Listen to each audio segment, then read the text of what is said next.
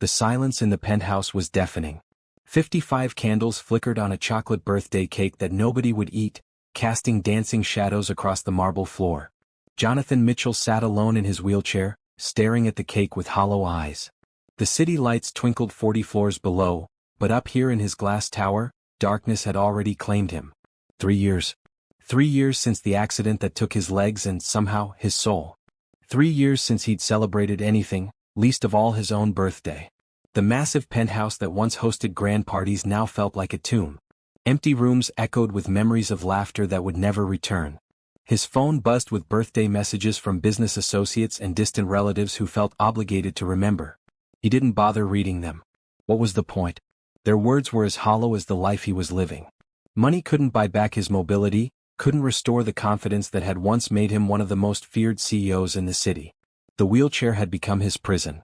Not because he couldn't move, the doctors had done wonders with physical therapy, but because he'd built walls around his heart higher than his penthouse. He'd pushed away his sister Rebecca when she tried to help.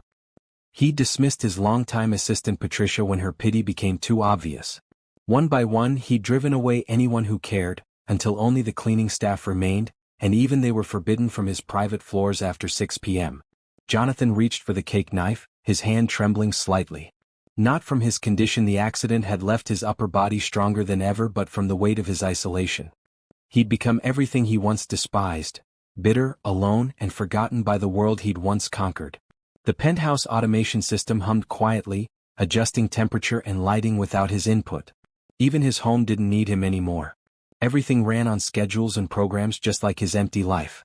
Wake up, handle business calls, eat meals prepared by his chef, sleep, repeat. No purpose, no joy, no reason to blow out those 55 candles. He thought about his parents, both gone now, and wondered what they would think of what he'd become. His father had built Mitchell Industries from nothing, teaching Jonathan that strength meant never showing weakness. But what happened when weakness was all you had left? What happened when the strong man crumbled and there was nobody left to catch him? The cake's chocolate frosting had started to harden, the candles burning lower. Soon they would melt into the frosting, ruining even this pathetic attempt at celebration. He should put them out, throw the whole thing away like he'd thrown away every other good thing in his life. But something kept him sitting there, staring at the tiny flames like they might hold answers to questions he was too afraid to ask. Outside his floor-to-ceiling windows, the city continued its rhythm of life.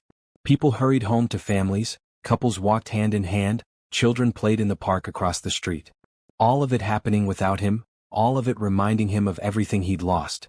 Not just his legs, but his capacity to connect, to love, to be loved in return. The accident had been nobody's fault, a drunk driver running a red light, a split second that changed everything. But Jonathan had made it everyone's fault, lashing out at doctors, nurses, therapists, anyone who tried to help. He'd been so focused on what he'd lost that he'd destroyed what remained. His reflection in the dark window showed a man who'd aged far beyond his 55 years. Gray hair that was once perfectly styled now hung loose around his shoulders. The sharp suits had been replaced by comfortable clothes that made wheelchair transfers easier. Even his posture had changed, shoulders curved inward as if protecting his heart from further damage. The candles flickered lower, wax dripping onto the marble dining table that seated 12 but had been set for one for 3 years running. This would be his legacy: an empty table, an uneaten cake, a life that had stopped when his legs did. He'd built an empire but couldn't build a single meaningful relationship. He'd made billions but couldn't buy back a single moment of happiness. The building's elevator chimed faintly in the distance, but Jonathan ignored it. Probably the security guard doing rounds, or maybe the overnight maintenance crew. His world had shrunk to this penthouse, these rooms that knew all his secrets and kept them locked away from a world that had forgotten Jonathan Mitchell existed. As the last candle burned dangerously low, Jonathan closed his eyes and made a wish he'd never admit to anyone. Not for his legs back, not for his empire to grow larger, but for something he thought he'd lost forever: the chance to matter to someone again. The elevator doors opened with a soft chime on the 52nd floor, and Gabriela Rodriguez stepped out, her 8-year-old daughter Sophia's hand clasped tightly in hers. The cleaning cart rattled slightly as Gabriela pulled it behind her, the sound unnaturally loud in the pristine hallway. "Mommy, why are we up so high?" Sophia whispered, her dark eyes wide as she pressed her face against the floor-to-ceiling windows. The city spread out below them like a carpet of lights, making her gasp with wonder. "Because this is where I work now, mi amor," Gabriela replied softly, checking the work order on her phone. The building manager had been unclear about the exact floors she'd be cleaning, and the paperwork seemed to have some mix-up. But she couldn't afford to ask too many questions. This job paid twice what her previous position had, and with Sophia starting third grade soon, they needed every penny. Gabriella had worked cleaning jobs for 6 years now, ever since Sophia's father had walked out when their daughter was just 2 years old. She'd learned to be invisible, to clean around the wealthy residents of buildings like this without disturbing their perfect lives. Rich people didn't want to be reminded that someone had to scrub their floors and empty their trash. Sophia skipped alongside her mother, her school backpack bouncing with each step. The after-school program had closed early due to a water main break, so Gabriella had no choice but to bring her daughter to work. She'd explained to Sophia that she needed to be very quiet and stay close, that they couldn't disturb the important people who lived up here in the clouds. The hallway was longer than their entire apartment, with only 2 doors, one at each end. Gabriella consulted her phone again. The work order indicated she should start with the east penthouse, but as they approached the massive double doors, something seemed different. Light spilled out from underneath the doors, and through the frosted glass panels she could see movement inside. "Mommy, look." Sophia pointed excitedly at the doors. "Someone's having a party?" Gabriella's heart sank. If someone was home, she couldn't clean tonight. She'd have to come back later, which meant staying up even later and getting less sleep before her morning job at the cafe. But as they got closer, she realized something was wrong with this picture. There was light but no music. No laughter, no voices. Just silence that felt heavy and sad. Sophia pressed her face against the glass panel, her breath fogging up the surface. "Mommy, there's a man in there with a birthday cake. But he looks so sad. Why is he sad on his birthday?" Gabriella gently pulled her daughter away from the door. "Sophia, we can't look into people's homes. It's not polite." But Sophia's innocent question had planted a seed of curiosity in Gabriella's mind. Through the frosted glass, she could make out the silhouette of a man sitting alone at a large table, candles flickering in front of him. The scene looked heartbreaking, a birthday celebration with no celebration, just loneliness sitting heavy in an expensive room. "Can we knock?" Sophia asked, her hand already reaching for the doorbell. "Maybe he needs friends for his birthday. Abuela always says birthdays are better with friends." "No, Sophia, we can't disturb." But Sophia's small finger had already pressed the doorbell before Gabriella could stop her. The melodic chimes echoed through the penthouse, and Gabriella's cheeks burned with embarrassment. She grabbed Sophia's hand, ready to flee to the elevator, but the sound of a wheelchair rolling across marble floors made her freeze. The doors opened, revealing a man who looked nothing like Gabriella had expected. She'd imagined someone elderly, someone who might need help. Instead, she found herself looking at Jonathan Mitchell, though she didn't know his name yet. His dark hair was streaked with silver, his green eyes sharp but tired. He wore a simple gray sweater and dark pants, sitting in a sleek black wheelchair that probably cost more than her car. "I'm so sorry," Gabriella began, her cheeks flushing red. "My daughter pressed the doorbell before I could stop her. We didn't mean to disturb you. I'm the new cleaning person, and there seems to be some confusion about. Are you having a birthday party?" Sophia interrupted, stepping forward with the fearless curiosity of a child. "I saw your cake through the window. It looks really pretty."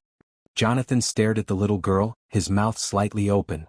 He'd been prepared for many things: angry neighbors, building management, maybe even emergency services if someone had called about his isolation. But he hadn't been prepared for a child with bright, curious eyes and a smile that seemed to light up the entire hallway. "Sophia, please don't bother the gentleman," Gabriella said, tugging gently on her daughter's hand. "I'm truly sorry, sir. We'll just go to another floor and—" "You can see the cake?" Jonathan found himself asking, his voice rougher than he'd intended. He hadn't spoken to anyone in person for over a week, and his vocal cords seemed to have forgotten how to work properly. Sophia nodded enthusiastically. "It has so many candles. Are you really that old?" "You don't look as old as my teacher, and she's only 32. Despite everything, Jonathan felt something that might have been a smile trying to form on his lips. When was the last time someone had spoken to him so directly, without pity or awkwardness? "I'm 55 today." "Wow." Sophia's eyes grew even wider. "That's really old. But also really cool because that means you know lots of things. Are you celebrating by yourself? That seems lonely." "Sophia." Gabriella's voice carried a note of panic. "You can't ask people personal questions like that." But Jonathan was still staring at the little girl, something shifting inside his chest that he couldn't quite name. "It's all right," he said quietly. "She's not wrong. It is lonely. The honesty in his voice made Gabriella look at him more carefully. Beneath the expensive clothes and the perfectly appointed penthouse behind him, she saw something she recognized, the same loneliness that kept her awake at night after Sophia went to bed, the same ache of facing life's celebrations alone. Well, if you're lonely, Sophia said matter-of-factly, maybe we could join you? Mommy brought her work dinner and I have crackers in my backpack. We could share your birthday. The suggestion hung in the air like a bridge between two different worlds. Jonathan looked from the little girl to her mother, seeing embarrassment and kindness in equal measure in Gabriella's dark eyes. He thought about the empty penthouse behind him, the untouched cake, the wish he'd made just minutes before. For 3 years, he'd said no to every invitation, every attempt at connection. He'd built his walls so high that even he'd forgotten what the view looked like from the other side. But something about this child's innocent offer, something about her mother's gentle presence, made those walls feel suddenly fragile. Jonathan started, then stopped. The automatic "no" died on his lips. I have too much cake for one person. Sophia clapped her hands together. That's perfect. Mommy says sharing makes everything better. Gabriella looked uncertain, her employee training warring with her natural compassion. Sir, I don't think. Please, Jonathan said quietly, and the word surprised him as much as it surprised them. If you don't mind dining with someone in a wheelchair. Why would we mind? Sophia asked, genuinely confused. You're still a person. You're just sitting down. And with that simple statement, Sophia Rodriguez became the first person in 3 years to see Jonathan Mitchell as something other than his disability. The first person to look at him and see possibility instead of limitation. Okay, Gabriella said softly, making a decision that would change all of their lives. But just for a few minutes? I still have work to do. As Jonathan wheeled backwards to let them in, he felt something he'd forgotten existed: anticipation. For the first time in 3 years, he was curious about what would happen next. The penthouse that had felt like a tomb just minutes ago suddenly pulsed with life. Sophia's excited chatter filled the cavernous space as she took in the marble floors, the crystal chandeliers, and the wall of windows that made it feel like they were floating above the city. This is like a castle in the sky, Sophia announced, spinning in a circle with her arms outstretched. Do you really live here all by yourself? It's so big. I bet you could roller skate from one end to the other. Jonathan found himself watching the little girl's wonder with fascination. When had he stopped noticing the beauty of his own home? When had luxury become just another form of emptiness? Through Sophia's eyes, he was seeing his penthouse for the first time in years. I hadn't thought of roller skating, he admitted, wheeling toward the dining area where his lonely cake still waited. But you're probably right. Gabriella followed behind, taking in the opulence with quiet amazement. The penthouse was bigger than every apartment she'd ever lived in combined. Original artwork covered the walls, and she was pretty sure that vase on the side table cost more than her annual rent. Yet for all its grandeur, the space felt cold, unlived in. Sir, I should mention I'm Gabriella Rodriguez, and this is my daughter Sophia, she said, setting down her small cooler bag. I really appreciate you letting us intrude on your birthday. Jonathan Mitchell, he replied, then paused. It's been a long time since I've had company for dinner. I'm not sure I remember how to be a proper host. Sophia had wandered over to examine the birthday cake, her face serious with concentration. 55 candles is a lot. Do you make 55 wishes or just one really big one? What do you think? Jonathan asked, genuinely curious about her answer. Well, Sophia said, tapping her finger against her lip, I think you probably need one really big wish because you're a grown-up, and grown-up problems are bigger than kid problems. But maybe you could make smaller wishes for each candle? Like one wish for happiness, one wish for good health, one wish for ice cream. Ice cream is important, Jonathan agreed solemnly. Very important, Sophia nodded. Mommy says ice cream makes everything better except when you're sick. Then you have to have soup. Gabriella felt her cheeks warm. Sophia, please don't talk Mr. Mitchell's ear off. I'm sure he has important things to do. But Jonathan shook his head. Actually, I don't. This is the first interesting conversation I've had in months. He looked at Sophia. What other things make life better? Sophia brightened at being asked her opinion. Oh, lots of things. Hugs from people you love. Finding a really good book. When it rains but you're inside where it's warm. Drawing pictures. Helping someone who's sad. She paused, studying Jonathan's face. Are you sad? The question hit Jonathan like a physical blow. Adults had been asking him variations of this for 3 years. How are you feeling? Are you adjusting well? Do you need anything? But they all expected certain answers, professional responses that kept the conversation comfortable. Sophia asked with genuine concern and genuine curiosity, expecting nothing but honesty. "Yes," Jonathan said quietly. "I am sad." "Why?" Sophia asked, settling into the chair next to his wheelchair without any self-consciousness. Gabriella moved to intercept. "Sophia, that's too personal." "It's okay," Jonathan said, surprising himself again. "I'm sad because I had an accident that hurt my legs, and after that happened I pushed all my friends and family away. Now I'm alone and I forgot how to let people care about me." Sophia nodded as if this made perfect sense. "Oh, well, that's fixable." Jonathan blinked. "It is?" "Sure. You just start letting people care about you again. Like right now you're letting me and Mommy care about you by sharing your birthday cake. That's a good start." The simplicity of her logic was both heartbreaking and hopeful. Jonathan looked at Gabriella, who was watching the interaction with soft eyes. "Is it really that simple?" "Children see things differently than we do," Gabriella said gently. "Sometimes they see more clearly." Jonathan nodded toward the cake. "Would you help me cut this? I'm afraid I'll make a mess of it, and Sophia deserves a proper birthday cake slice." As Gabriella moved to help, Sophia continued her chatter. "Mr. Jonathan, why do you have such a big house if you live alone? Don't you get lonely in all these rooms?" "Very lonely," Jonathan admitted. "I bought this place when I thought I'd fill it with a family someday. That never happened." "Well, you could get a family," Sophia said practically. "Mommy says families come in all different shapes. Some families are just a mom and a little girl like us. Some families are friends who choose to love each other." Gabriella paused in cutting the cake. "Sophia, honey, not everyone wants." "I would like a family," Jonathan said quietly. "I just don't know how to start." Sophia beamed. "That's easy. You start by being nice to people and caring about them. Like you're being nice to us right now." As they settled around the table with generous slices of chocolate cake, Jonathan realized something profound was happening. For the first time in 3 years he wasn't thinking about his wheelchair, his limitations, or his loneliness. He was thinking about Sophia's laugh, about the way Gabriella's eyes crinkled when she smiled, about how right it felt to have voices in his home again.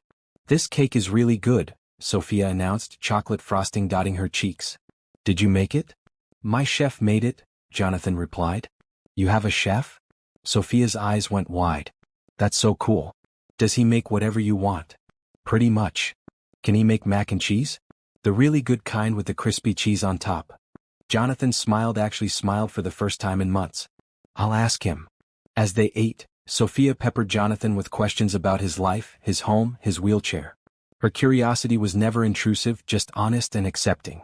She asked how fast the wheelchair could go if it was hard to reach things up high, and whether he ever raced other people in wheelchairs. "I've never raced anyone," Jonathan admitted. "That's too bad," Sophia said. "I bet you'd win. You look fast."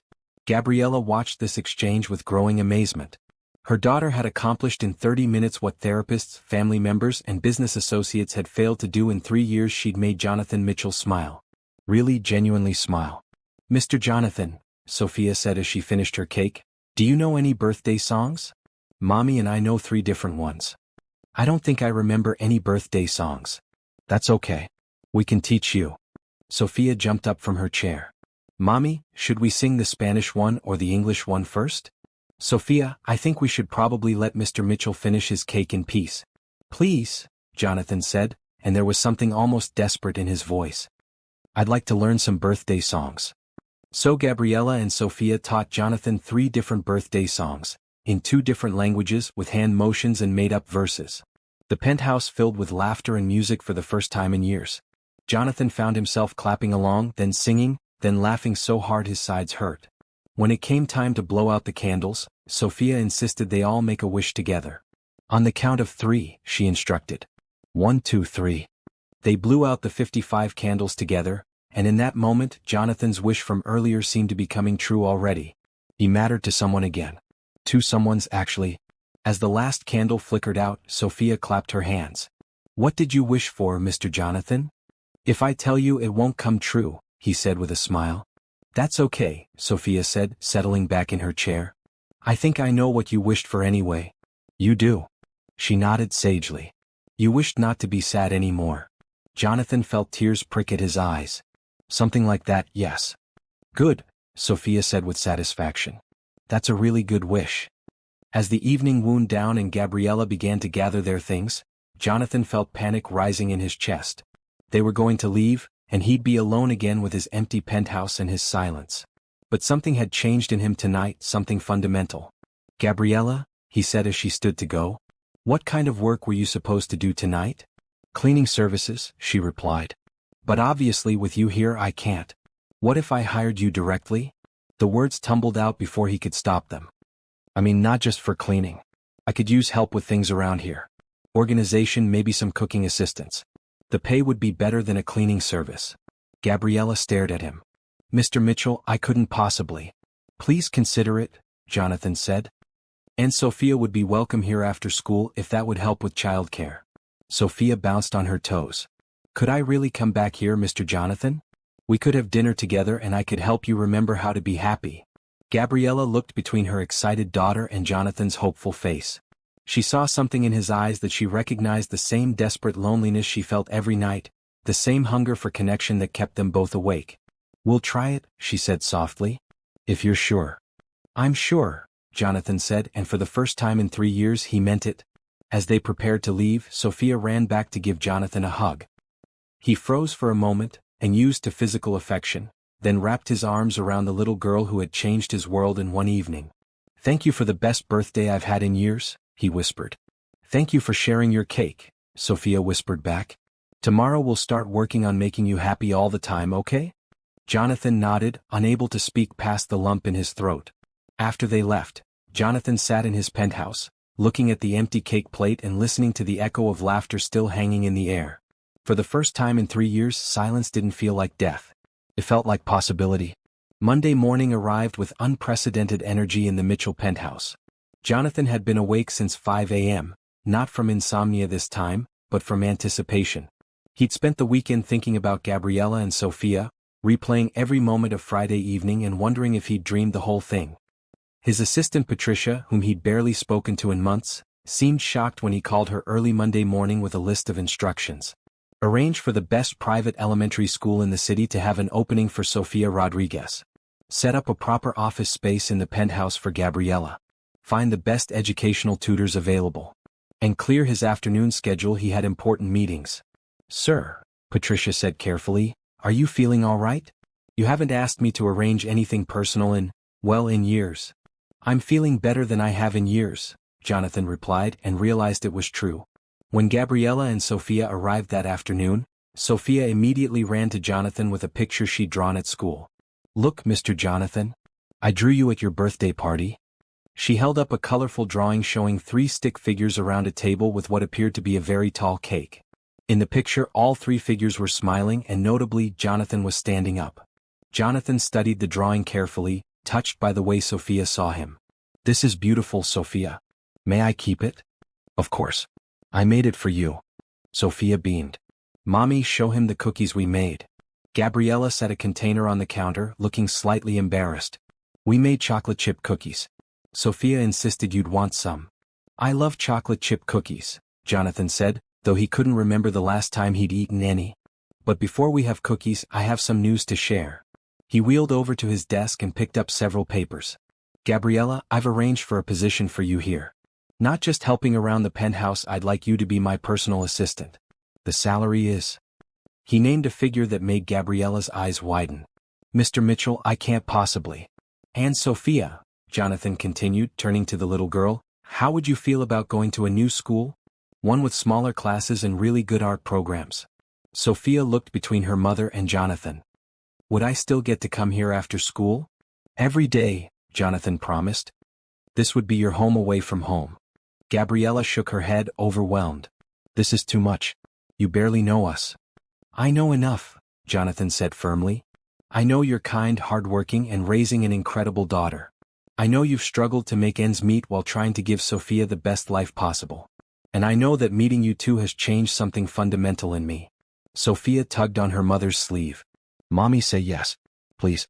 Mr. Jonathan needs us and we need him too. Gabriella looked at her daughter's hopeful face, then at Jonathan's earnest expression. She thought about the stack of bills on her kitchen table, the worry that kept her awake at night, the dreams she'd put aside to focus on survival. Why? She asked quietly. Why would you do this for us? Jonathan was quiet for a long moment. Because for 3 years I felt useless. I built a company, made money, but I couldn't see the point of any of it. Friday night, watching Sophia's joy, seeing your kindness, I remembered what it feels like to matter. You gave me purpose again. You gave us hope again, Gabriella said softly. So we all helped each other, Sophia said matter-of-factly. That's what families do. The word family hung in the air between them, full of possibility and promise. Okay, Gabriella said finally. We'll accept your generous offer. But I want to work for it, really work. I don't want charity. You'll work harder than you've ever worked in your life, Jonathan promised with a smile. I'm not an easy boss. Yes, you are, Sophia contradicted. You're nice. Mean bosses don't share birthday cake. Over the following days, their new routine took shape. Gabriella arrived each morning after dropping Sophia at her new school, bringing coffee and an energy that the penthouse had been missing for years. She organized Jonathan's chaotic personal files, scheduled his medical appointments, and gradually took over the household management he'd been neglecting. But more than the practical help, Gabriella brought perspective. When Jonathan grew frustrated with a business call, she'd remind him of the big picture. When he started retreating into his old patterns of isolation, she'd gently pull him back into engagement with the world. You're transforming this place, Jonathan told her one afternoon as she arranged fresh flowers in the living room. I'm not doing anything special, Gabriella replied. Just making it feel lived in again. That's everything, Jonathan said quietly. When Sophia arrived after school each day, the penthouse came alive in a different way. She'd set up her homework at the dining table and chatter about her day while Jonathan helped her with math problems. Her new school was challenging, but she was thriving in the smaller classes and individual attention. Mr. Jonathan, do you know about fractions? Sophia asked one afternoon, frowning at her worksheet. I do. What's troubling you? Well, if I have 3/4 of a cookie and you have 1/4 of a cookie, we have a whole cookie together, right? That's right. Sophia looked up at him with serious eyes. Is that what we are? Like fractions that make a whole when we're together?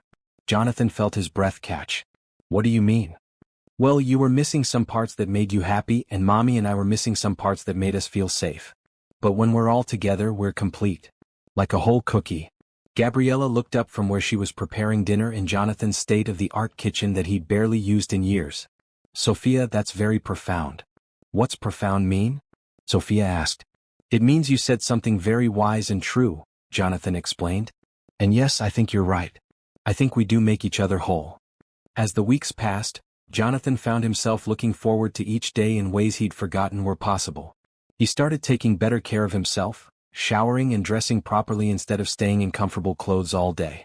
He began leaving the penthouse for Sophia's school events and Gabriella's parent-teacher conferences, rediscovering the world outside his glass tower. The three of them established traditions. Friday nights became game night, with Sophia teaching Jonathan card games and board games he'd never learned as a child. Saturday mornings meant pancakes made from scratch, with Sophia standing on a step stool to help flip them while Jonathan supervised from his wheelchair and Gabriella laughed at their flour-covered faces. Sunday afternoons were for exploring the city. Jonathan had a specially equipped van that he'd barely used, but now they drove to museums, parks, and restaurants. Sophia would push his wheelchair sometimes, pretending to be his chauffeur and making him laugh with her serious commentary about traffic and weather. You know what's amazing? Gabriella said one Sunday as they watched Sophia feed ducks at the pond in Central Park. What's that? Jonathan asked, following her gaze to where Sophia was giggling at a particularly bold duck that kept demanding more breadcrumbs. 3 months ago, I was working 3 jobs just to keep our heads above water. Sophia was in after-school care with kids who didn't appreciate her imagination. We were surviving, but we weren't really living. And now? Jonathan prompted.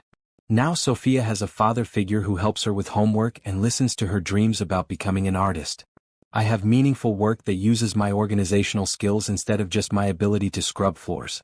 We have security, but more than that, we have joy. Jonathan reached over and took her hand. You gave me joy first. I was just existing in that penthouse, counting down days until I died. You and Sophia reminded me that life is meant to be lived, not endured. We all saved each other, Gabriella said softly, squeezing his hand. That night, after Sophia had fallen asleep in the guest room that had become hers, Jonathan had redecorated it with her input, filling it with art supplies and books and the softest bedding money could buy. Jonathan found himself in his home office, staring at legal documents he'd been avoiding for weeks. His will. His estate planning. Documents that had once seemed urgent when he thought he had nothing to live for. Now they felt different. Now he had people who depended on him, people he wanted to protect and provide for. He was still working when Gabriella found him around midnight, having finished her evening routine of preparing Sophia's school clothes and packing her lunch. "You're up late," she said, settling into the chair across from his desk. "Just thinking about the future," Jonathan replied. "Making sure certain things are in order." "Jonathan," Gabriella said carefully, you're not sick, are you? All this generosity, changing your will." "No," Jonathan said quickly. "No, I'm healthier than I've been in years. I'm planning for a long, happy life. But I want to make sure that if something happens to me, you and Sophia are taken care of. Protected. You don't owe us anything." "I owe you everything," Jonathan interrupted. "But this isn't about debt. This is about love. You're my family now, even if it's not official. I want you to be secure." Gabriella felt tears prick her eyes. "Family," she repeated softly. "If that's okay with you," Jonathan said, suddenly uncertain. "I know we haven't known each other long, and I know my situation is complicated." "Jonathan," Gabriella interrupted, reaching across the desk to take his hand. "Sophia was right that first night. You're not complicated. You're just a good man who forgot how to let people love him. We're honored to be your family." As they sat together in the quiet office, both of them felt the shift that had been building for weeks finally settle into place. They weren't just employer and employee anymore, weren't just housemates or friends. They were something deeper, something that didn't have easy labels but felt as natural as breathing.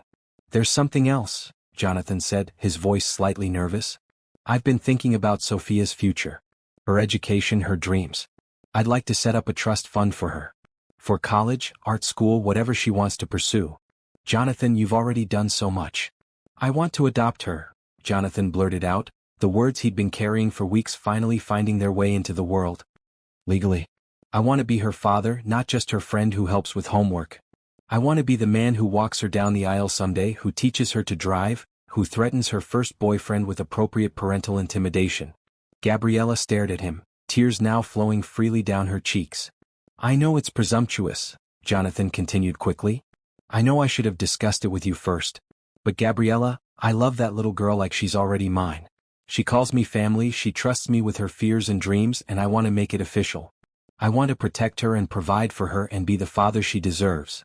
"She would be over the moon," Gabriella whispered. "She's been drawing pictures of our family, for weeks now. Always the three of us, always together. And you? How would you feel about it?" Gabriella stood up and walked around the desk, stopping in front of Jonathan's wheelchair. "I would feel grateful every day of my life that my daughter has a father who loves her as much as you do." Jonathan reached up to cup her face gently, wiping away her tears with his thumbs. "We're really doing this, aren't we? Building a family from 3 broken pieces?" "We're not broken anymore," Gabriella said firmly. "We're just different shapes that fit together perfectly." In that moment, sitting in the office that had once been Jonathan's refuge from the world, they both realized that refuge had transformed into something far more valuable, a launching pad for the life they were building together, one day at a time, one small act of love at a time.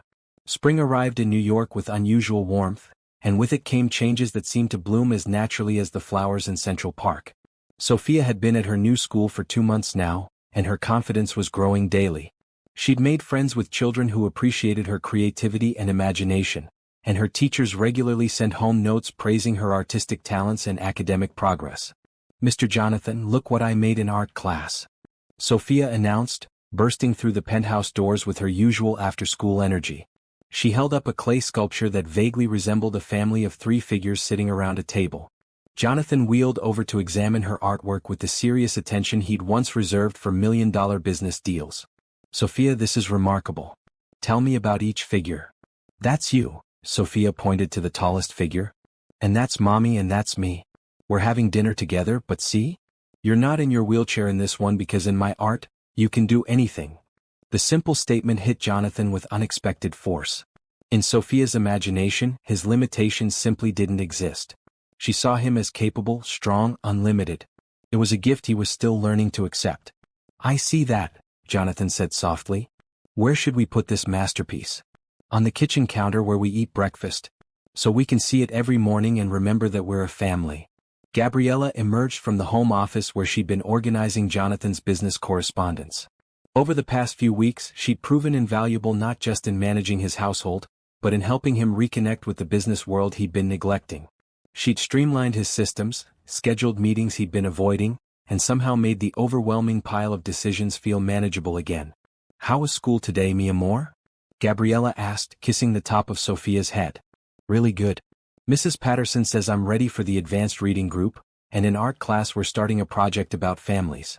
I told everyone about Mr. Jonathan and how he's teaching me about fractions and business and how to make really good pancakes." Jonathan smiled. "Speaking of business, I have some news to share with both of you." Gabriella looked concerned. "Is everything all right?" "Better than all right," Jonathan assured her. "I had a call today from the Children's Art Foundation. They want to fund a program bringing art education to underprivileged schools. It was Sophia's drawings that gave me the idea to get involved with children's charities again." Sophia's eyes went wide. "You mean I helped with your work?" "You helped me remember what's important," Jonathan said. "Making money is easy when you have money. Making a difference is what matters." As they prepared dinner together, Gabriella cooking, Jonathan handling ingredients from his seated position, and Sophia setting the table with elaborate place settings that changed daily according to her artistic vision, Jonathan marveled at how natural this felt. How had he lived for 55 years without knowing that this was what home was supposed to feel like? "Mr. Jonathan," Sophia said as they sat down to eat, "can I ask you something kind of serious?" "Of course, sweetheart. What's on your mind?" Sophia took a deep breath as if gathering courage. "Do you ever get sad about your legs not working?" Gabriella started to intervene. "Sophia, honey. It's okay," Jonathan said gently. "That's a fair question, Sophia. The honest answer is yes, sometimes I do get sad about it. I miss being able to walk upstairs or dance or run in the park." Sophia nodded solemnly. "But do you know what I think?" "What do you think?" "I think maybe your accident happened so you could meet us. Because if your legs worked, you might have been at some fancy party on your birthday instead of sitting alone with cake. And then we never would have found you." The logic was distinctly 8-year-old, but it carried a truth that made Jonathan's chest tighten with emotion. "You know what, Sophia? I think you might be right. Besides," Sophia added, warming to her theme, "there are lots of cool things about wheelchairs. You never get tired walking, you can carry more stuff in your lap, and you're always the right height for me to hug you without you having to bend down." Jonathan laughed, the sound rich and genuine. "I never thought of those advantages." "That's because grown-ups forget to look for good things sometimes," Sophia said matter-of-factly. "Kids are better at finding the good stuff." After dinner, they settled into their evening routine. Sophia spread her homework across the coffee table while Jonathan helped her with math problems and Gabriella reviewed business correspondence. The penthouse that had once echoed with emptiness now hummed with the comfortable sounds of a family, pages turning, pencils scratching, quiet conversations. "Mr. Jonathan," Sophia said, looking up from her worksheet, "what was your family like when you were little?" Jonathan set down the papers he'd been reviewing. "My family was different from this. My father worked all the time and my mother was very focused on social appearances. They loved me but they weren't very good at showing it." "That sounds lonely," Sophia said with 8-year-old directness. "It was lonely," Jonathan agreed. "I think that's why being with you and your mother feels so special to me. You show love every day in little ways and big ways." Sophia abandoned her homework and climbed onto the couch next to Jonathan's wheelchair. "Can I tell you a secret?" "I'd be honored to hear your secret." Sophia cupped her hands around her mouth and whispered conspiratorially, "I've been pretending you're my real daddy at school. Is that okay?" Jonathan felt his breath catch. "What do you mean?" "Well, when kids talk about their dads, I talk about you. I tell them about how you help me with homework and take us to fancy restaurants and know everything about business. I tell them you're the smartest, nicest daddy in the world." Tears pricked Jonathan's eyes. "Sophia, I would be proud to be your daddy. More proud than you could possibly know." "Really? Even though I'm not really yours?" "You are really mine," Jonathan said firmly. "Family isn't just about sharing blood. It's about sharing love and taking care of each other and choosing to be together every day. You're as much mine as if I'd been there the day you were born."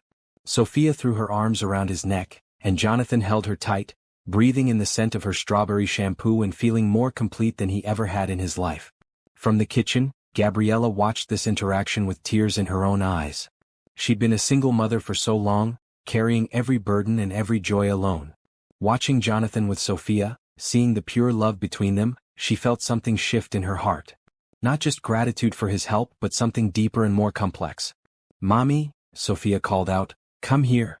We're having a family hug."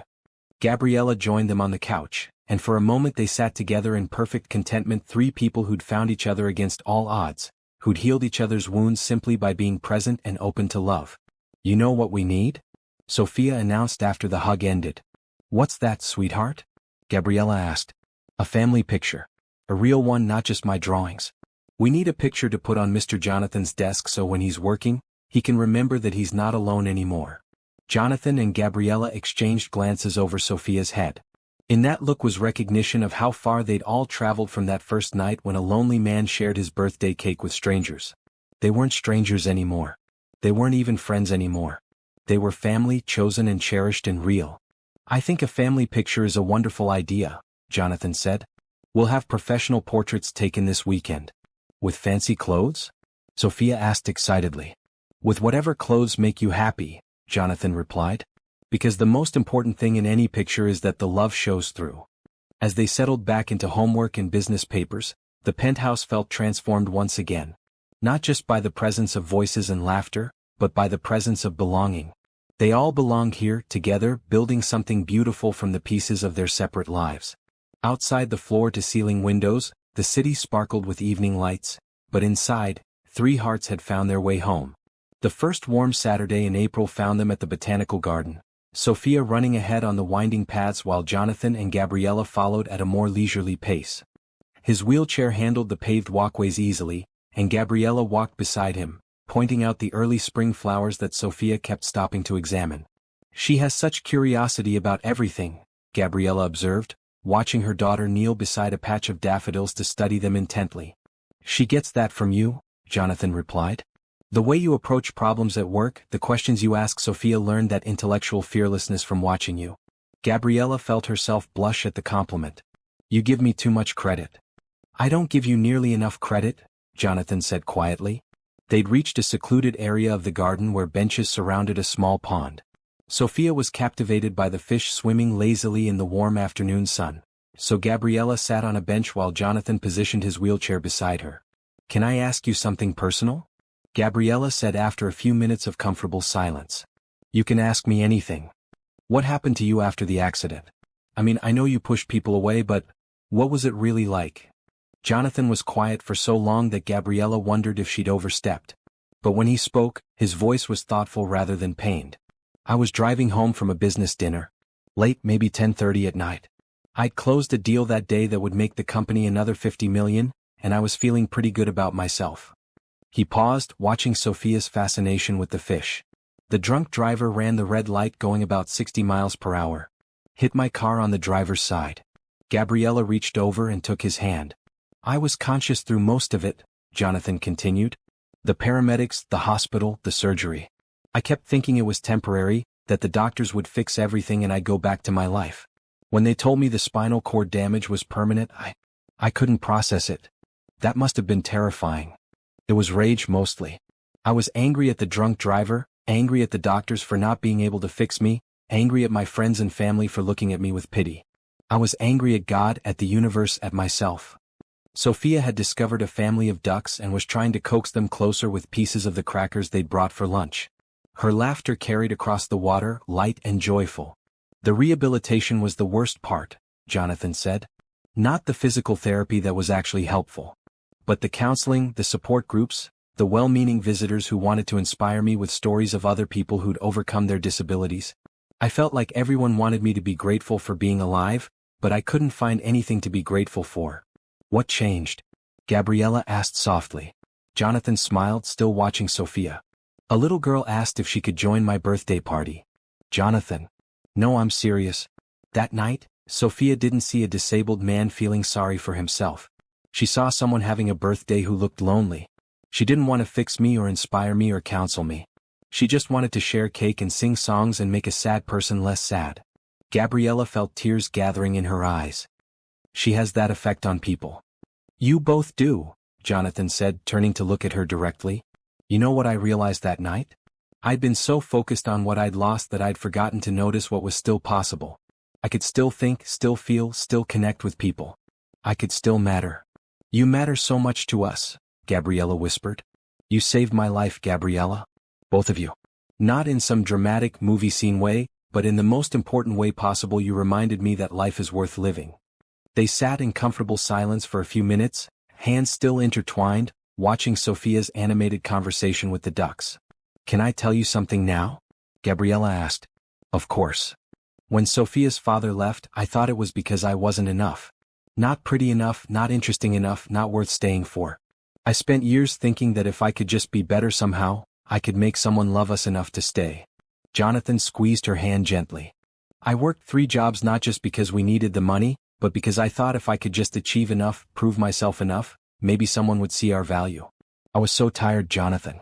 Tired of trying to be perfect, tired of carrying everything alone, tired of watching Sophia grow up without a father figure. You were carrying an impossible load, Jonathan said. What you accomplished as a single mother is extraordinary. I don't feel extraordinary. Most days I felt like I was failing at everything that mattered. Gabriella, look at your daughter. Look at the confident, kind, creative person you raised all by yourself. Look at how she treats people, how she sees the world, how she loves without reservation. That's not failure, that's the greatest success imaginable. Gabriella wiped at her eyes with her free hand. When we met you, when I saw how Sophia brought light back into your life, I realized something. We weren't too little or not enough. We were exactly what you needed, just like you were exactly what we needed. We complete each other, Jonathan said. Like Sophia said with her fraction analogy. Exactly. Gabriella turned to face him more fully. Jonathan, I need you to know something. What we have, this family we've built, it's not charity or convenience or even just friendship. I love you. Not because you've been generous to us, not because you've solved our problems, but because of who you are. Because you helped Sophia with homework with the same intensity you once brought to million-dollar deals. Because you listened to her stories about school like they're the most important things in the world. Because you've let us see your heart, even when it was broken. Jonathan felt his breath catch. Gabriella. I love how patient you are when Sophia asks you the same question 5 different ways. I love how you've learned to make pancakes because it makes her happy. I love how you push yourself to do things that scare you because you don't want to limit our experiences. I love your strength, your intelligence, your capacity for growth, and your willingness to let a little girl and her mother change your entire world. Jonathan reached up with his free hand to cup her cheek. I love you too.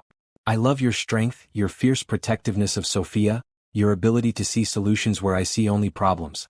I love how you hum while you work, how you make every room brighter just by being in it, how you've taught me that home isn't a place, it's people who choose to love each other every day. They leaned closer to each other, and their first kiss was soft, tentative, full of promise and hope and the recognition that they'd found something neither had been looking for but both desperately needed. Mommy? Mr. Jonathan. Come see. Sophia's voice broke through the moment, and they separated with smiles, both feeling like teenagers caught by a parent. We should probably continue this conversation later, Gabriella said, her cheeks pink. Definitely, Jonathan agreed. But Gabriella? I meant every word. As they made their way over to where Sophia was excitedly pointing out a turtle she'd spotted in the pond, both Gabriella and Jonathan felt the last pieces of their guarded hearts clicking into place. They weren't just building a family for Sophia's sake anymore. They were building it for themselves, for the future they could now imagine together, for the love they'd found in the most unexpected place. Sophia looked up at them with a knowing smile. You guys look happy. Really, really happy. We are happy, sweetheart, Jonathan said. Happier than we've ever been. Good, Sophia said with satisfaction. I told the ducks that my family was the best family in the whole world. I'm glad you guys finally figured that out too. As they walked back through the garden toward home, the afternoon sun casting long shadows on the path, 3 hearts beat in perfect rhythm, finally understanding that sometimes the most beautiful things in life come from the most unexpected moments of kindness. Summer had settled over New York with gentle warmth, and with it came a new rhythm to their lives. Sophia was attending a day camp that focused on arts and creative writing, which meant Gabriella and Jonathan had their mornings alone together for the first time since they'd become a family. These quiet hours had become precious to both of them. They would sit on the penthouse terrace with coffee and fruit, discussing Jonathan's business decisions, planning Sophia's upcoming school year, and slowly, carefully, exploring the growing attraction between them. The Henderson account is asking for another meeting, Gabriella said, reviewing Jonathan's schedule on her tablet. I think they're hoping you'll lower your consulting fee. What do you think? Jonathan asked. He'd learned to value her insights on business matters. Her perspective, unclouded by years in corporate environments, often cut straight to the heart of issues he'd been overcomplicating. "I think they need you more than you need them," Gabriella replied. "Your reputation for turning around struggling companies is what brought them to you. Don't undervalue your expertise." Jonathan smiled. 6 months ago I was barely functioning as a businessman. Now I'm taking on consulting projects because my very smart assistant reminds me that I have valuable skills to offer." "You always had valuable skills," Gabriella said softly. "You just forgot how to see them." The way she looked at him when she said things like that made Jonathan's pulse quicken. There was admiration in her eyes, but also something warmer, something that had been building between them since that first kiss in the botanical garden 2 months ago. They'd been careful, taking things slowly for Sophia's sake and their own. Neither wanted to rush into something that might disrupt the beautiful balance they'd found. But the attraction was becoming harder to ignore, the longing glances and accidental touches building into something that hummed between them constantly. "Gabriella," Jonathan said, setting down his coffee cup, "can we talk about something that's not business-related?" "Of course. What's on your mind?" Jonathan wheeled his chair closer to where she sat on the cushioned terrace furniture. "What's happening between us?" Gabriella's cheeks flushed slightly, but she met his gaze directly. "What about it?"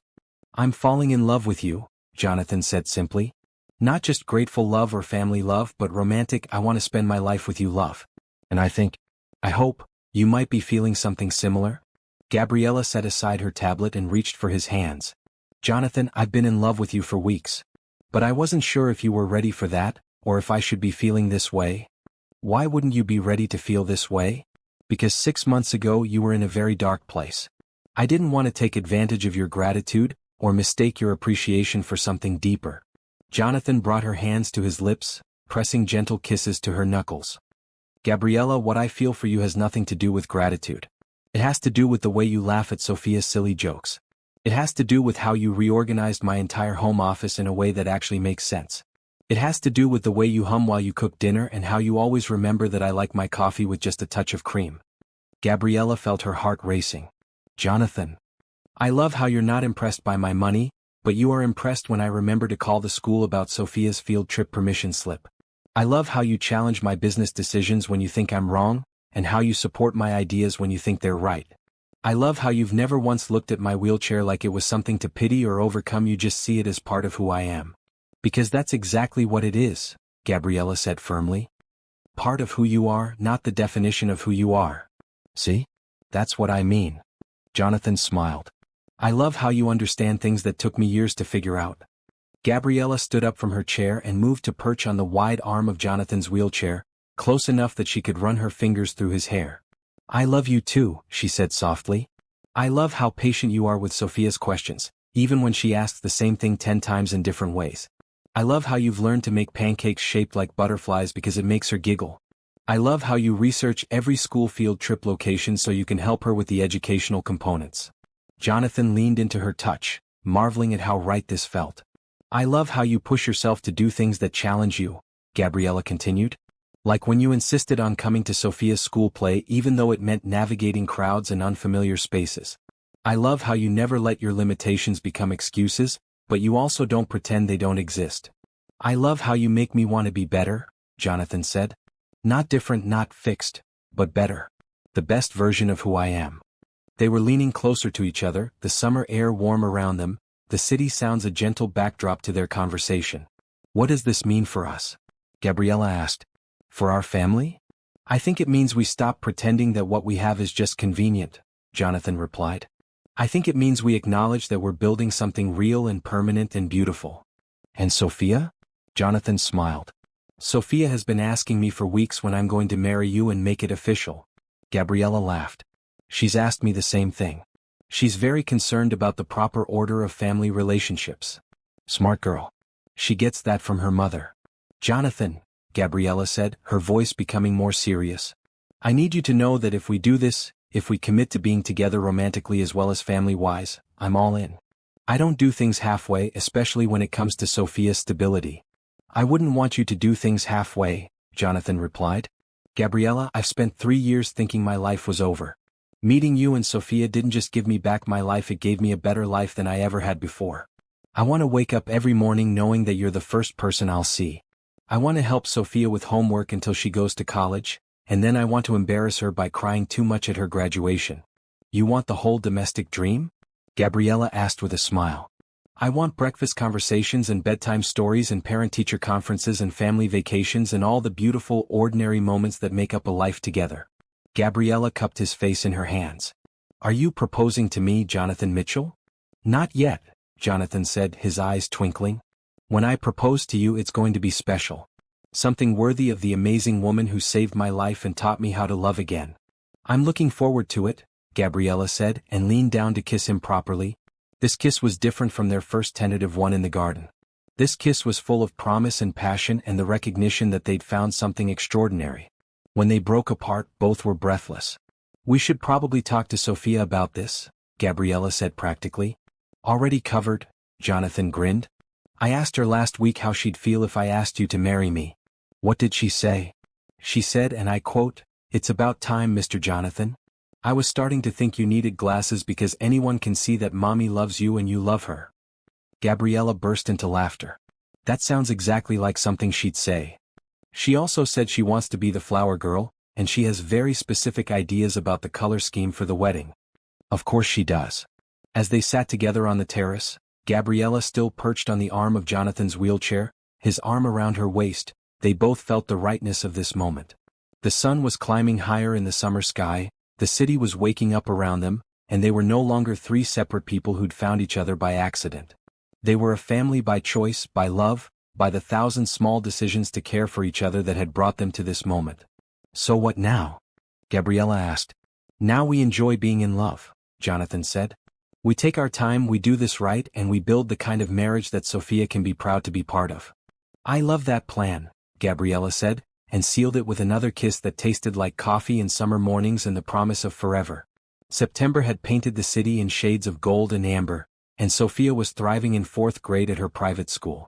She'd made a best friend named Emma who shared her love of art, and she'd started taking violin lessons after school, something she dreamed about but never thought possible in their old life. Jonathan had been acting mysterious for weeks, disappearing for private phone calls and having hushed conversations with building staff. Sophia had noticed too, approaching Gabriella one afternoon with 8-year-old directness. Mommy, I think Mr. Jonathan is planning something big, she announced, settling at the kitchen counter to do homework while Gabriella prepared dinner. What makes you think that, mi amor? Well, he's been asking me weird questions. Like what my favorite flowers are and what kind of music I like and whether I think you look better in blue or green. And yesterday I caught him looking at rings on his computer. Gabriella felt her heart skip a beat. Rings? Engagement rings? Sophia said matter-of-factly.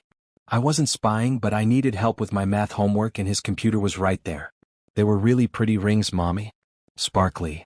That evening, after Sophia was asleep, Gabriella found Jonathan in his home office, staring pensively at his computer screen. Working late? She asked, settling into the chair across from his desk.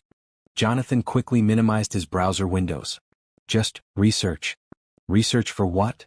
Gabriella, Jonathan said, his voice slightly nervous. How do you feel about surprises?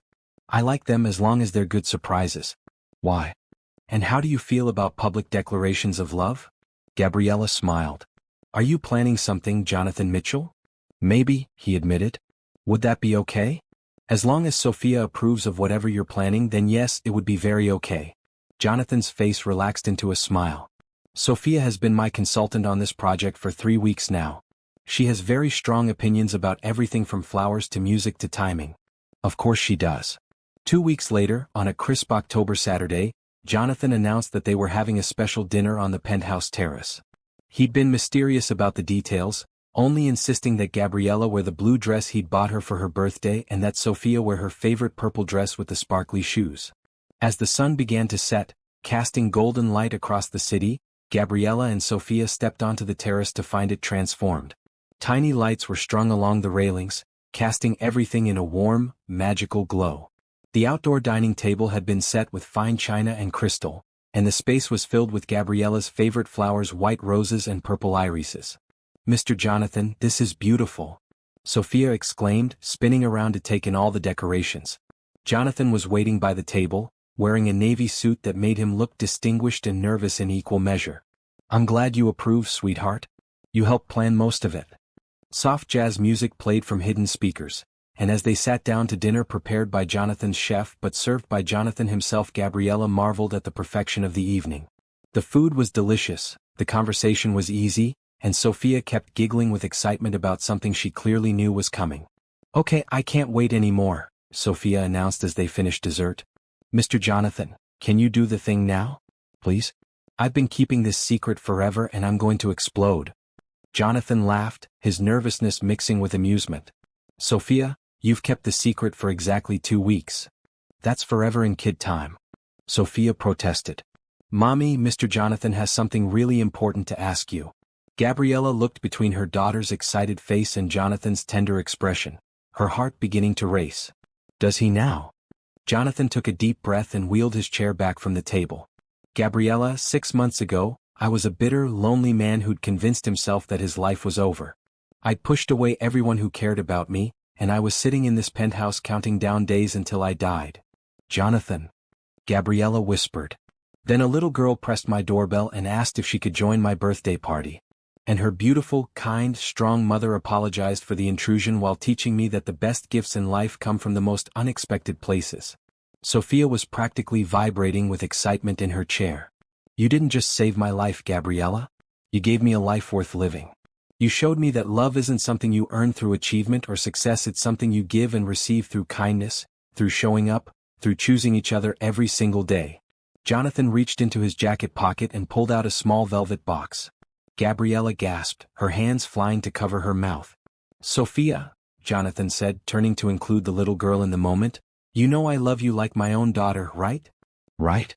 Sophia nodded enthusiastically. "And you know that I want to be your daddy officially, legally, forever?" "Right?" "Well, to do that properly, I need to ask your mama a very important question first." Jonathan turned back to Gabriella, his green eyes bright with love and hope. "Gabriella Rodriguez, will you marry me? Will you let me love you and Sophia for the rest of my life? Will you be my wife, my partner, my family?" He opened the box to reveal a stunning ring, a classic solitaire diamond surrounded by smaller stones that caught the light from the fairy lights strung around the terrace. Gabriella stared at the ring, then at Jonathan's hopeful face, then at Sophia, who was clapping her hands silently to contain her excitement. "It's perfect," Gabriella whispered. "Jonathan, yes. Yes, of course I'll marry you." Sophia let out a shriek of joy and launched herself at both of them, wrapping her arms around them in a group hug that nearly knocked Jonathan out of his wheelchair. "We're going to be a real family," Sophia exclaimed. "With marriage certificates and everything." Jonathan slipped the ring onto Gabriella's finger with trembling hands. It fit perfectly, sparkling in the evening light like a promise made manifest. "How did you know my ring size?" Gabriella asked, admiring the way it looked on her hand. "Sophia traced your hand while you were sleeping," Jonathan admitted. "She's been my secret agent in this operation." "I was very sneaky," Sophia said proudly. "And Mr. Jonathan let me help pick out the ring. I told him you'd like something classic but not too fancy because you're practical but also romantic." "You know me very well, both of you," Gabriella said, tears streaming down her cheeks. "There's one more thing," Jonathan said, reaching into his other pocket. "Sophia, this is for you." He pulled out a smaller box and handed it to the little girl. Inside was a delicate gold locket shaped like a heart. "Open it," Jonathan instructed. Sophia carefully opened the locket to find a photo of the three of them from their family portrait session, all of them laughing at something Sophia had said to the photographer. "It's so you'll always have our family close to your heart," Jonathan explained. "And Sophia, I want you to know that when your mama and I get married, I want to adopt you officially. I want to be your legal father, not just in our hearts but on paper too. Would that be okay with you?" Sophia threw her arms around Jonathan's neck. "I've been waiting my whole life for a daddy like you, Mr. Jonathan. Of course it's okay."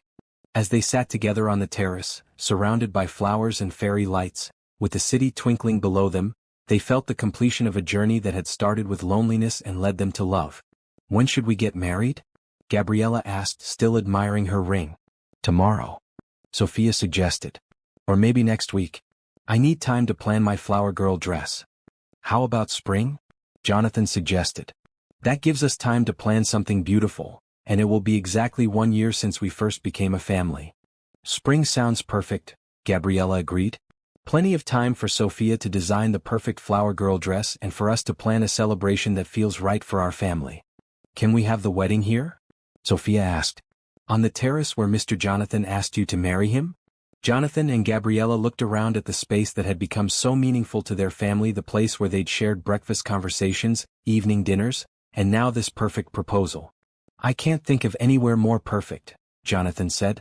As the evening wound down and they moved inside to call Gabriella's family with the news, Sophia skipped ahead of them, talking excitedly about wedding plans and adoption papers and all the wonderful changes coming to their lives. Are you happy? Jonathan asked Gabriella as they followed their excited daughter. I'm more than happy, Gabriella replied, taking his hand. I'm complete. We all are. Mrs. Mitchell has a nice ring to it, Jonathan said with a smile. Sophia Mitchell does too, Gabriella replied. She's going to be over the moon when that adoption is finalized. We're really doing this, Jonathan said wonderingly. We're really building the family we all dreamed of. We already built it, Gabriella corrected. Now we're just making it official. As they joined Sophia in the living room to start making phone calls and sharing their joy with the world, the penthouse felt more alive than it ever had. It was no longer a beautiful but empty space. It was a home filled with love, laughter, and the promise of forever. The months between engagement and wedding passed in a whirlwind of happy planning. Sophia threw herself into wedding preparations with the enthusiasm of a professional event planner, creating elaborate sketches of flower arrangements, cake designs, and her own flower girl ensemble. Mommy, I think we need at least 3 different kinds of flowers, Sophia announced one Saturday morning, spreading her latest drawings across the kitchen counter. White roses for purity, purple irises for wisdom, and yellow daisies for happiness. That sounds beautiful, mi amor, Gabriella replied, flipping pancakes while Jonathan sat nearby, reviewing legal documents for Sophia's adoption proceedings. What about colors for the decorations? Well, your dress should be white obviously, but I think we should have gold and purple accents because those are royal colors and this is like our family becoming a kingdom. Jonathan looked up from his papers, smiling at Sophia's logic. A kingdom? Sure. You're like a prince with your castle in the sky, Sophia gestured around the penthouse, and Mommy is like a princess because she's beautiful and kind, and I'm like, well, I guess I'm like a princess too because I'm going to be your daughter. You're absolutely a princess, Jonathan agreed solemnly. The most important princess in the kingdom. Over the winter months, their relationships had deepened and settled into comfortable rhythms. Jonathan had officially adopted Sophia in February, a day that Sophia declared the second best day of her life, after the engagement.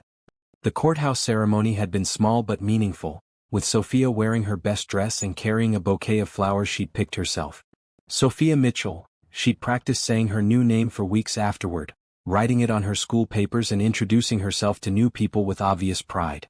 The name change had been important to all of them, but especially to Sophia, who now felt the security of belonging that she'd craved her entire 9 years of life.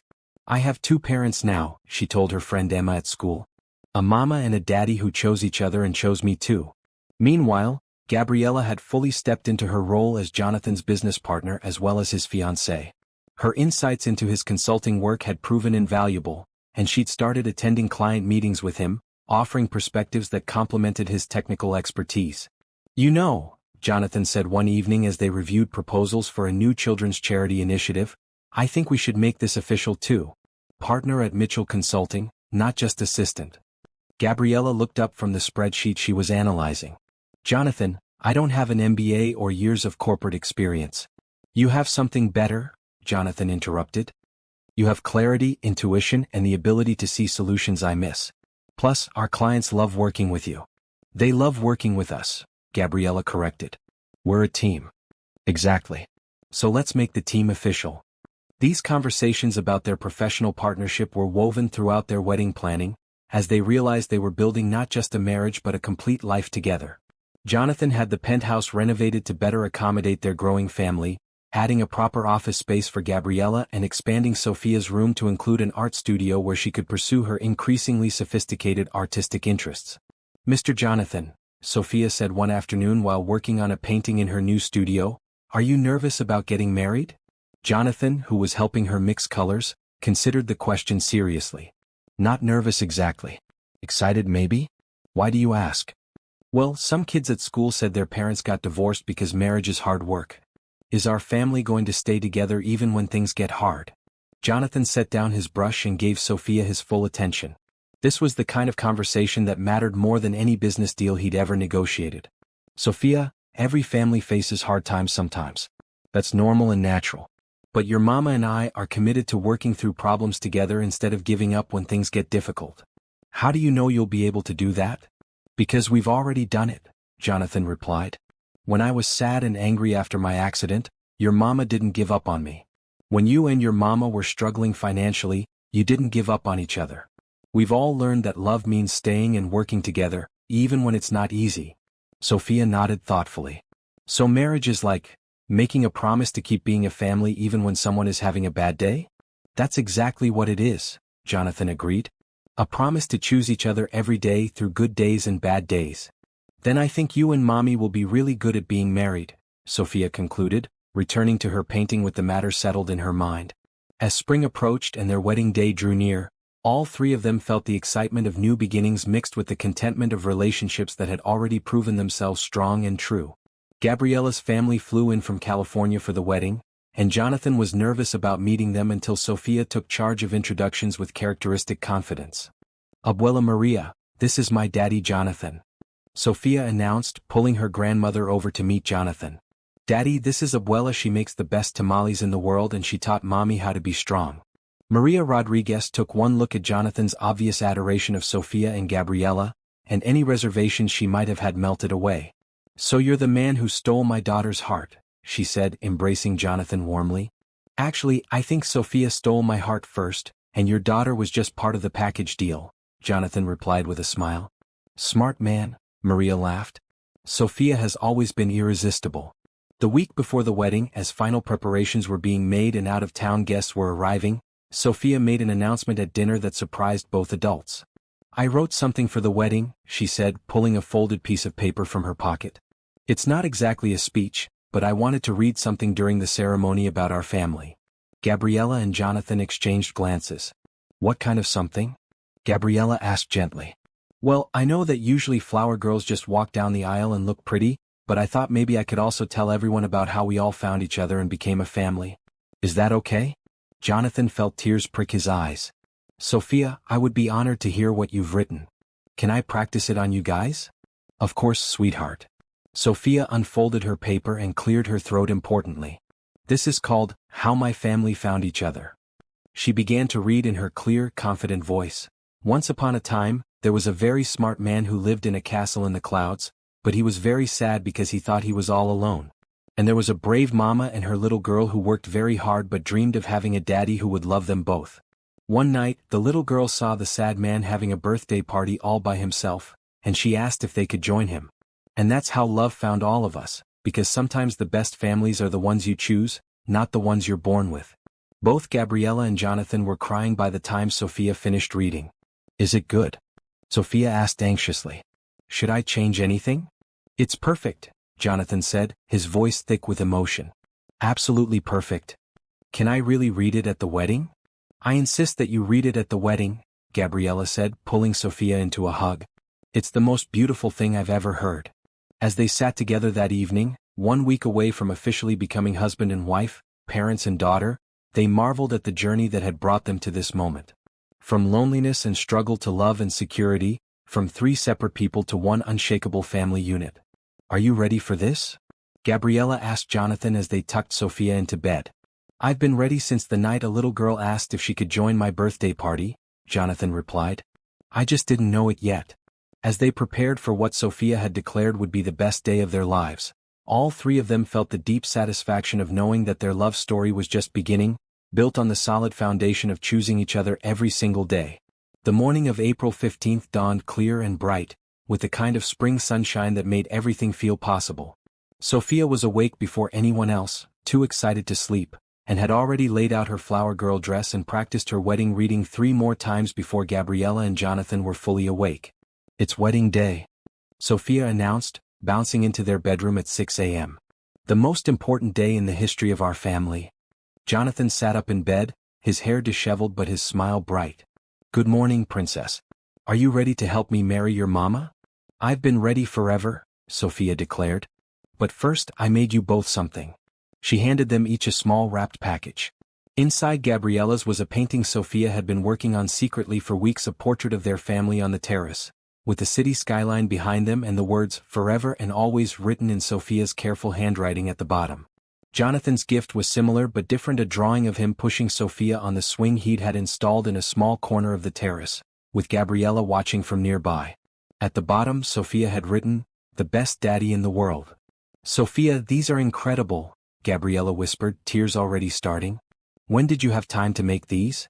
"I worked on them during art time at school and when you guys were having your boring grown-up meetings," Sophia explained. "Mrs. Patterson helped me with the frames." The morning passed in a blur of preparations. Gabriella's sister Carmen had arrived to help with hair and makeup, while Jonathan's sister Rebecca, who had flown in from Seattle and was slowly rebuilding her relationship with her brother, helped coordinate the vendors and decorations. "I can't believe how beautiful this is," Rebecca said, surveying the terrace that had been transformed into a wedding wonderland. White roses and purple irises covered every surface, exactly as Sophia had envisioned. Golden fairy lights were woven through the flower arrangements, and the altar area faced the city skyline that had become so meaningful to their family. "Sophia designed most of it," Jonathan explained, wheeling over to check the arrangement of chairs. "She has very specific ideas about what constitutes proper wedding ambience." "She gets that attention to detail from her mother," Rebecca observed, watching Gabriella direct the placement of the wedding cake, a three-tier masterpiece decorated with sugar flowers that matched the real ones. "Actually, I think she gets it from both her parents now," Jonathan said softly. "She's the perfect combination of Gabriella's artistic sensibility and my need for everything to be perfectly organized." As the afternoon approached and guests began to arrive, the penthouse filled with the warm energy of celebration. Gabriella's family had come from California, a few of Jonathan's business associates had been invited, and Sophia's teacher and best friend Emma were there to witness her big moment as flower girl. "You know," said Patricia, Jonathan's longtime assistant who had watched his transformation with amazement, "I never thought I'd see you this happy again. That little girl and her mother worked a miracle." "We all worked a miracle," Jonathan corrected. "We chose to love each other and that choice changed everything." At 4 o'clock, as the ceremony was about to begin, Sophia made one final check of her appearance in the mirror. Her purple dress was perfect, her flower crown sat just right, and her basket of rose petals was ready for scattering. "I look like a real princess," she announced with satisfaction. "You look like Sophia," Gabriella said, adjusting her own dress, a simple but elegant white gown that made her look radiant. "And Sophia is better than any princess." The ceremony began with Sophia walking down the short aisle, scattering rose petals with serious concentration and beaming at all the guests. When she reached the altar area, she took her place next to the officiant and waited for her parents. Gabriella walked alone, having chosen to give herself away since this marriage was her own choice, made in complete freedom and joy. When she reached Jonathan, who looked distinguished and handsome in his dark suit, she took his hands and felt the rightness of this moment settle into her bones. "Dearly beloved," the officiant began, "we are gathered here today to witness the marriage of Jonathan and Gabriella, and to celebrate the family they have already built through love, choice, and commitment." The ceremony was perfect in its simplicity. Jonathan and Gabriella exchanged vows they had written themselves, promising to love, support, and choose each other through all of life's seasons. They spoke about the journey that had brought them together, about the healing they had found in each other, and about their commitment to raising Sophia in a home filled with love and possibility. When it came time for Sophia's reading, she stepped forward with confidence and read her story about how their family found each other. There wasn't a dry eye in the gathering as she spoke about love that chooses and families that form through kindness rather than blood. "And now they're getting married, so it's official," Sophia concluded, "but we already knew we were a family because families are people who love each other every day no matter what." The kiss that sealed their marriage was sweet and full of promise, witnessed by their daughter who clapped enthusiastically and shouted, "Now we're the Mitchell family forever." The reception continued on the terrace as the sun set over the city, painting the sky in shades of gold and pink. There was dancing, Jonathan's wheelchair proving no obstacle to spinning Sophia around the small dance floor they'd created, and toasts and cake, and the kind of joy that comes from dreams fulfilled and love celebrated. "What's the best part of today?" Gabriella asked Sophia as the evening wound down and guests began to leave. "All of it," Sophia replied. "But especially the part where you and Daddy promised to love each other forever, because that means our family is permanent now." "It was always permanent, sweetheart," Jonathan said, lifting Sophia onto his lap. "The wedding just made it official for everyone else." As they sat together watching the last of the city lights twinkle to life, Sophia curled up between her parents. All three of them felt the profound contentment of a story that had reached its perfect ending and perfect beginning simultaneously. "What do you think happens next?" Sophia asked sleepily. "Everything wonderful," Gabriella replied, taking Jonathan's hand. "School years and birthdays and holidays and all the beautiful ordinary days that make up a life together." "Will we always be this happy?" Sophia asked. Jonathan considered the question seriously. "We'll have challenges and sad days sometimes, princess. But we'll face them together as a family. And yes, I think we'll always have this happiness underneath everything else, because we'll always have each other." Sophia nodded, satisfied with this answer, and drifted off to sleep in the safety of her parents' love. Later that night, after Sophia had been tucked into her own bed and the terrace had been cleared of decorations, Jonathan and Gabriella sat together in the quiet of their home, married now, officially and completely a family. "Any regrets?" Jonathan asked, twirling Gabriella's wedding ring around her finger. "Only that we didn't find each other sooner," Gabriella replied. "But then again, maybe we all needed to become the people we are now before we could recognize each other." "You mean we needed to be ready for this kind of love?" "Exactly. Sophia needed to be old enough to appreciate having a father who chose her. I needed to be strong enough to believe I deserved this kind of partnership. And you needed to be ready to let people love you again."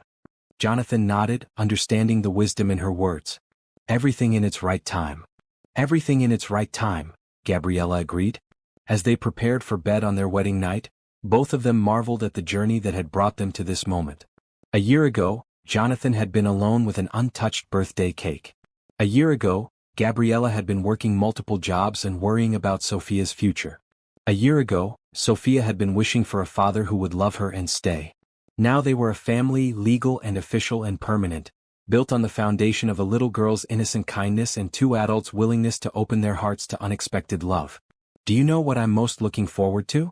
Jonathan asked as they settled into bed together. "What's that?" "Tomorrow morning. Waking up as your husband, making breakfast with Sophia, starting our first day as the Mitchell family." "I love that," Gabriella said, snuggling close to her new husband.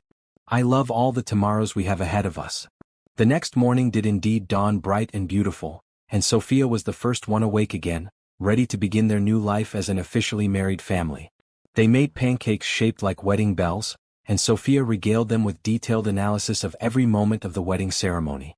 The cake was perfect, the flowers were perfect, Mommy's dress was perfect, and Daddy looked very handsome, she announced. "It was the best wedding ever." "I'm glad it met with your approval," Jonathan said solemnly. "Since you were the wedding planner." "I was the best wedding planner," Sophia agreed with characteristic confidence. "Can we have another party next year for your first anniversary?" "We'll see," Gabriella laughed. "But first let's enjoy being newlyweds." As they ate breakfast on the terrace where they'd been married less than 12 hours before, the city awakening below them, all three of them felt the deep satisfaction of a story completed and a new chapter begun. 6 months later, as they sat around the same table celebrating Jonathan's 56th birthday, this time with no lonely candles, no empty chairs, no silence, Sophia made an announcement that surprised both adults. "I have a birthday present for Daddy," she said, pulling out a wrapped package. "But it's really for all of us." Inside was a photo album Sophia had been working on with Gabriella's help. It chronicled their journey from that first night when a little girl asked to join a lonely man's birthday party through their wedding day and the months since. The last page had a photo from that morning's birthday celebration, all three of them laughing at something Sophia had said, looking exactly like the happy family they'd become. "Thank you, Princess," Jonathan said, his voice thick with emotion. "This is the most beautiful present I've ever received." "Look at the last page," Sophia instructed. Jonathan turned to the final page and found a note in Sophia's careful handwriting. "Thank you for being the best daddy in the world and for making Mommy happy and for showing me that families can begin in the most wonderful ways. Happy birthday to the man who made all our dreams come true. Love, Sophia Mitchell, your daughter forever and always." As Jonathan read the note aloud, all three of them cried happy tears, remembering how far they'd traveled from that first lonely birthday to this celebration filled with love, laughter, and the unshakable knowledge that they belonged to each other completely. The story that had begun with loneliness and a child's simple kindness had become a love story for the ages, not because it was dramatic or extraordinary in its events, but because it was built on the most powerful foundation of all, the choice to love each other, every day no matter what. And in the final surprise that made their joy complete, Gabriella revealed that she was expecting a baby, a little brother or sister for Sophia, a child who would grow up knowing nothing but the security of parents who chose love over fear, hope over despair, and family over everything else. "Now we're going to be 4.